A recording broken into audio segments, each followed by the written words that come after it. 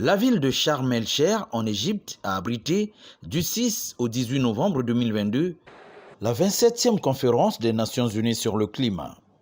Ce rendez-vous annuel a une fois de plus regroupé les dirigeants de la planète autour des grands défis à relever, notamment la réduction du réchauffement climatique à 1,5 degré et l'apport des financements aux projets environnementaux liés à la préservation des principaux poumons écologiques, dont le bassin du Congo. Au nombre des chefs d'État ayant pris la parole à la tribune de cette COP27 figure en bonne place le président congolais Denis Sassou Nguesso, dont l'engagement en la matière demeure irréversible. La République du Congo a très tôt pris conscience de l'absolue nécessité de protéger, de reconstituer et d'étendre son couvert forestier. Depuis 40 ans, l'ensemble de notre population est ainsi invitée à planter un arbre dans le cadre de la Journée nationale de l'arbre, célébrée dans notre pays le 6 novembre de chaque année. C'est ce type d'action volontariste, jointe à un code forestier rigoureux, qui nous a permis de maintenir l'un des taux de déforestation le plus faible au monde.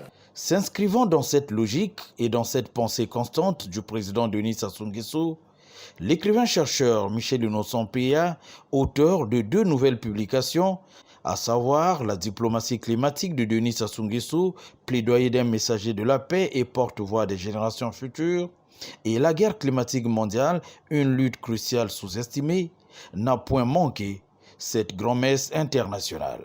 Le docteur Michel Innocent Péa vient d'écrire 2 œuvres de chevet. Nous sommes sans ignorer que, comme l'a dit Francis Bacon, on ne commande à la nature que lui obéissant. Le président Denis Sassou Nguesso, en tant que visionnaire, avait déjà vu ce qui devait se passer dans les années à venir. Vous vous rappelez bien, vers les années 82-84, lorsqu'il instaura la Journée nationale de l'arbre. Donc, ces 2 ouvrages ont une portée dialogique. La première portée se résume autour de la logique des faits que nous sommes en train de vivre.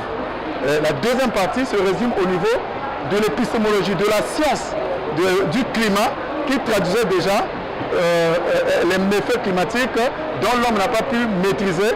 Accompagné de quelques membres des associations Vision Verte de Denis Sassou Nguesso et le Cercle des Amis Unis pour le Bon Sens, l'auteur a mis à la disposition des participants à la COP27 quelques-unes de ses publications. C'est une très bonne chose, en tout cas, de partager cet ouvrage qui va être une source d'inspiration aussi bien pour le monde scientifique, le monde diplomatique et surtout louer la qualité de l'accompagnement dont fait preuve son Excellence Denis Sassou Nguesso à l'endroit du monde de la recherche et du monde de la science. C'est à son actif, il faut lui reconnaître ça. Vous du Congo, où les chercheurs, les scientifiques de renommée au niveau du Congo doivent lui témoigner ça. Donc, des efforts comme celui-ci que vous présentez aujourd'hui sont très importants pour essayer d'assurer qu'entre tous, on y arrive. Le changement climatique est un challenge, un défi mondial, et si on ne le fait pas entre tous, on n'y arrivera pas. Donc, il faut l'effort de tous. Et donc, ce bouquin est très bienvenu dans ce sens-là. Cela représente déjà quelque chose de grand parce que ce président africain, tout le monde le connaît. Il a toujours été impliqué dans la lutte climatique de l'Afrique. Donc depuis là, nous remarquons que le président Denis Sassou Nguesso, nous-mêmes on l'a côtoyé une fois, c'était à Madrid, avec l'ancien ministre de l'Environnement. Et on a beaucoup échangé sur les problèmes climatiques, même en Guinée, comparé un peu au Congo. Donc nous apprécions beaucoup ces ouvrages et merci encore pour son implication dans le changement climatique en Afrique. Très heureuse en fait d'avoir eu ces ouvrages en main qui permettent vraiment d'expliquer l'importance de l'urgence climatique. La destruction des fleuves est un fléau qu'il faut absolument éviter et ces ouvrages sont une véritable mine d'or. Il faut se les procurer. Ils sont très importants, une très bonne ressource. Afin de s'informer sur ce qui est en train de se passer, il faut passer à l'action. Il faut protéger nos forêts. L'Afrique souffre des pertes et des dommages des pays riches qui ne veulent actuellement pas financer le climat. Financer 100 milliards de dollars, mais malheureusement, ils n'ont rien donné pour l'Afrique, parce que beaucoup de pays africains souffrent actuellement des phénomènes extrêmes, comme la sécheresse, comme les inondations, qui causent des pertes et des dommages pour ces pays. Donc il faut qu'il y ait de l'argent, il faut qu'ils créent un fonds de pertes et dommages pour financer le climat dans les pays d'Afrique. De nombreuses personnalités ont également reçu l'ouvrage La diplomatie climatique de Denis Sassou Nguesso, au nombre desquels le ministre égyptien des Ressources aquatiques, le ministre néerlandais des Infrastructures et de la Gestion de l'eau, le ministre des Affaires étrangères du Bangladesh, la ministre nigérienne de l'Environnement, le ministre togolais de l'Environnement, ainsi que la présidente de la Commission Environnement du Sénat de la République du Congo. Au cours de ces différentes rencontres, nous avons eu le privilège de leur présenter le tout dernier ouvrage de l'écrivain chercheur, le docteur Michel Innocent Péa, qui parle de la diplomatie climatique du président de la République.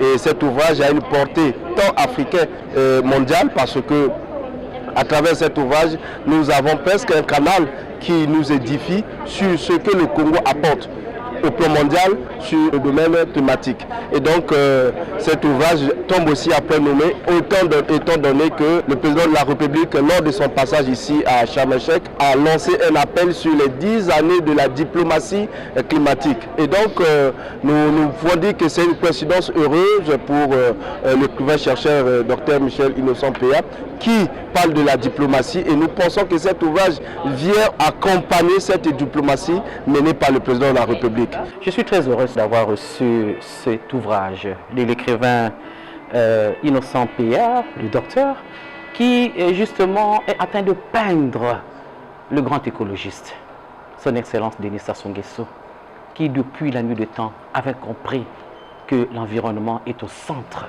de la planète. L'écrivain a bel et bien parlé du bassin du Congo, clairement et proprement, ce grand écosystème que nous devons préserver absolument. Et le président a pensé mettre sur pied l'outil que nous connaissons tous, le Fonds bleu. Et alors, cela veut dire que tout le monde devrait se mettre derrière le président Denis Sassou Nguesso, afin que nous préservons ce grand bassin du Congo, qui est justement aujourd'hui le numéro 2 au niveau de la planète, au niveau mondial, pour que nos populations, pour que tout le monde se sente absolument en sécurité. Et tout le monde l'a compris. Je parlerai ici des 16 pays africains qui font partie du bassin du Congo. Et je voulais ici remercier sincèrement Michel Innocent Péa, qui ne cesse de le dire, de le clamer tout, d'être derrière le président.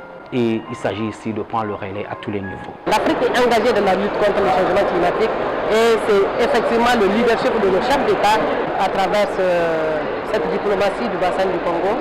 On trouve tout le leadership de l'Afrique, notamment le leadership du président Sassou Nguesso. Et ce leadership-là aussi s'exprime à travers les autres commissions, comme la commission climat pour la région du Sahel, que le président de la République du Niger préside, et l'autre commission que le président du Sahel. Pour dire que l'Afrique est engagée dans la lutte contre le changement climatique et c'est effectivement le leadership de nos chefs d'État qui va nous permettre, donc leur soutien, leur appui, qui va nous permettre de porter plus haut notre voix, la voix de l'Afrique et la voix du monde, parce que vous savez, l'Afrique, c'est la solution. Il faut toujours matérialiser ces idées. Et c'est en cela que nous disons quand même que ces ouvrages sont de nature à aider non seulement nous-mêmes, mais aussi les générations futures. Ceci étant, je crois que nous allons nous aussi nous inspirer de cette belle vision et de voir dans quelle mesure nous pourrons nous tirer profit des idées qui sont défendues dans cet ouvrage-là. À l'heure où l'Afrique, victime innocente du dérèglement climatique, attend toujours en vain les financements des projets liés à la préservation de ces écosystèmes pour le bien de la planète entière, les négociations de Sharm el-Sheikh s'affichent comme un épisode de plus dans la recherche des solutions idoines à l'épineuse question climatique.